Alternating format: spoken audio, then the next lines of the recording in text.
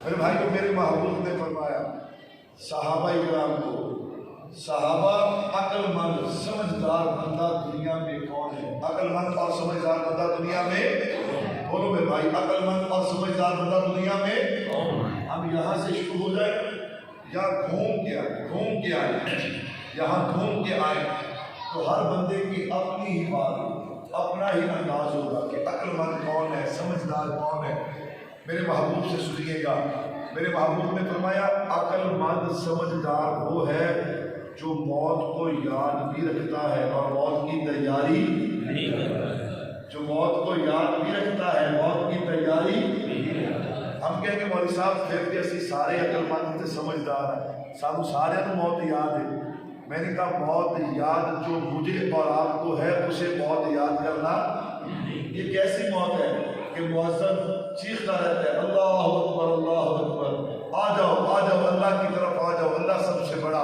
ہم نماز پڑھنے بھی نہیں آتے، نہ ہم روزہ رکھتے ہیں، نہ ہمارے چہروں پہ داڑھی ہے، نہ ہمیں حلال حرام کا خیال ہے، ہمارے گھروں میں ٹی وی گانے فلمیں سرے عام چل رہی ہیں، نہ تلاوت قرآن ہے، نہ جناب نظروں کی حفاظت ہے، نہ زبان کی حفاظت ہے۔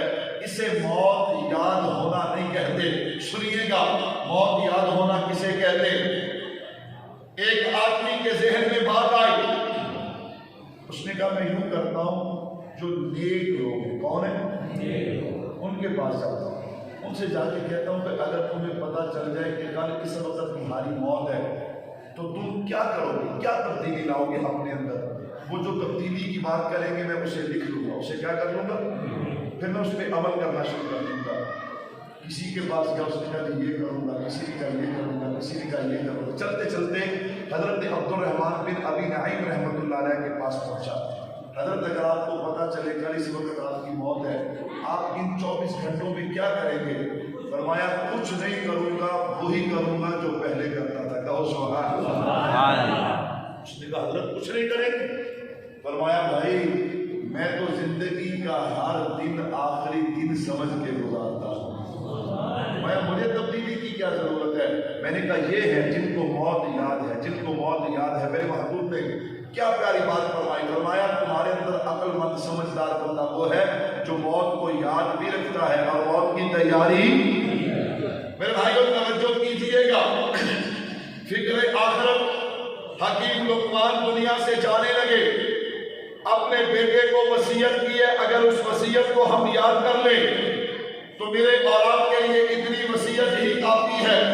کہا بیٹا دنیا کو اتنا وقت دینا جتنا دنیا میں وقت گزارنا ہے، آخرت کو اتنا وقت دینا جتنا آخرت میں گزارنا ہے۔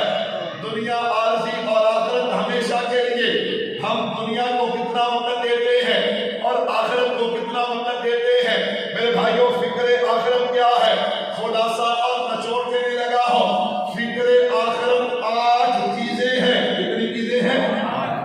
الحمدللہ، شکر الحمدللہ۔ اگر آپ مجھے کہتے نا میں پوری تقریر فکر آخرت پہ کرتا، لیکن پھر آپ نے کہا سی مولوی نہیں تو سدیا کی تھے ٹھنڈا ٹھنڈا، تو اس لیے میں نے آپ کے ذوق کی بات بھی کی ہے، لیکن خلاصہ انشاءاللہ دے جاؤں گا فکر آخرت کا۔ کتنی چیزیں ہیں؟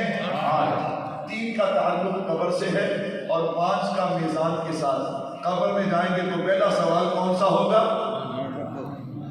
میرا رب کون ہے؟ کہتے یہ تو بڑا آسان سوال ہے، رٹا لا رہا ہے۔ نعوذ باللہ کئی بندے دین میں بھی مذاق کرتے ہیں نا، اللہ اکبر اللہ اکبر، رٹے سے جواب نہیں آئے گا۔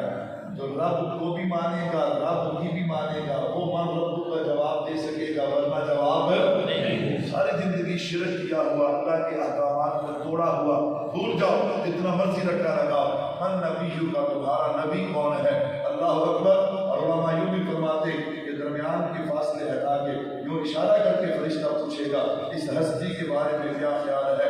اللہ اکبر۔ جس نے تو نبی کی غلامی میں زندگی گزاری ہوئی وہ تو بتائے گا کہ وہ ہیں جن کے لیے میرا جینا بھی تھا، مرنا بھی تھا۔ اور جناب والا جو آدمی اللہ اکبر کیوں زندگی گزار گیا نبی کی سنتوں کے خلاف، وہ میرے محبوب کو بھی پہچاننے سے انکار۔ تیسرا سوال ماں دینوں کا، تیرا دین۔ 3 سوال قبر کے ہیں۔ کتنے سوال قبر کے ہیں؟ یہ فکر آخرت ہے۔ میں اور آپ اس میں تیاری کریں گے انشاءاللہ۔ کیسے ہوگی؟ عبادت خدا کی کرو، اطاعت مصطفیٰ کی کرو، یہی دین ہے۔ یہی کیا ہے؟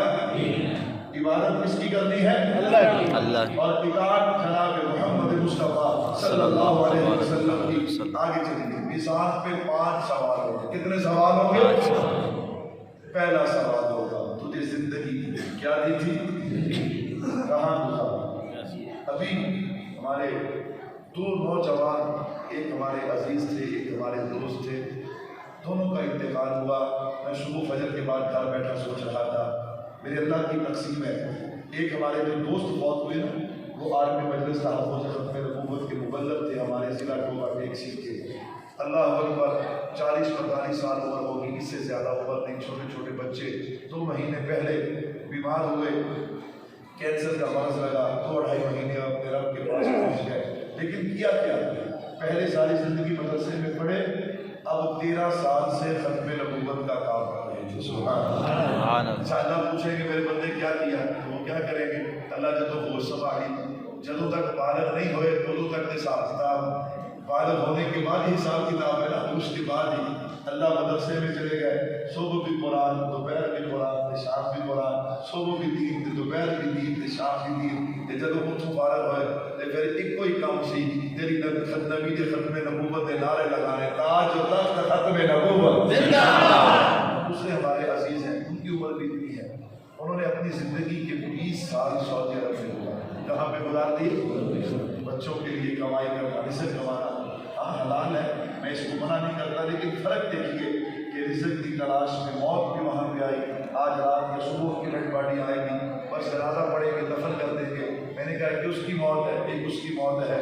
اللہ اکبر، ایک دنیا کی فکر کرتا ہوا دنیا سے چلا گیا، اور ایک میرے نبی کی ختم نبوت کے نعرے لگا کر دنیا سے چلا گیا۔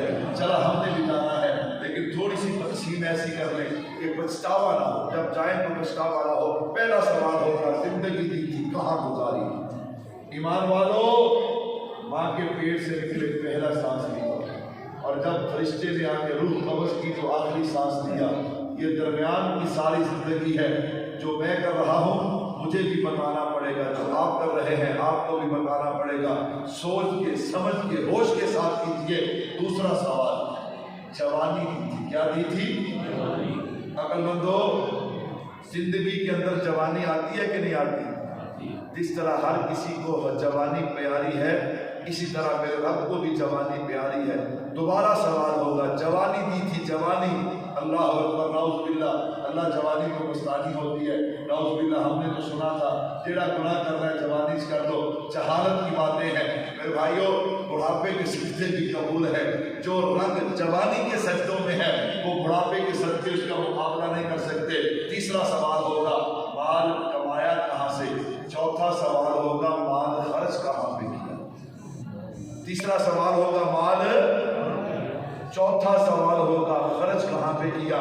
کسی نے پیران پیر حضرت شیخ عبد القادر جیلانی محبوب سبحانی رحمت اللہ علیہ سے پوچھا نا، حضرت کیسے پتا چلے گا مال حلال کا ہے کہ حرام کا ہے؟ فرمایا مال کا خرچ ہونا مال کا آنا بتاتا ہے۔ کیا مطلب؟ اگر تو خرچ کسی اچھی جگہ پہ ہو رہا ہے، مسجد مدرسے پہ ہو رہا ہے، دین پہ ہو رہا ہے، بیوی بچوں پہ ہو رہا ہے، رشتہ داروں پہ ہو رہا ہے، تو سمجھ لو مال بھی حلال کا ہے، مال بھی کیا ہے؟ حلال کا ہے۔ اگر ناچنے گانے والے کنجروں پہ خرچ ہو رہا ہے، لوگ بڑے فخر سے کرتے، تو سمجھ لو آنے کا راستہ بھی ٹھیک ہے۔ پانچواں سوال ہوگا، اللہ اکبر، جو علم تھا اس پہ عمل کیا کہ نہیں؟ یہ 8 سوال فکر آخرت ہے، تیاری کرو گے انشاءاللہ۔ اور ایک بات اس سارے سوال پہ بھی کہتا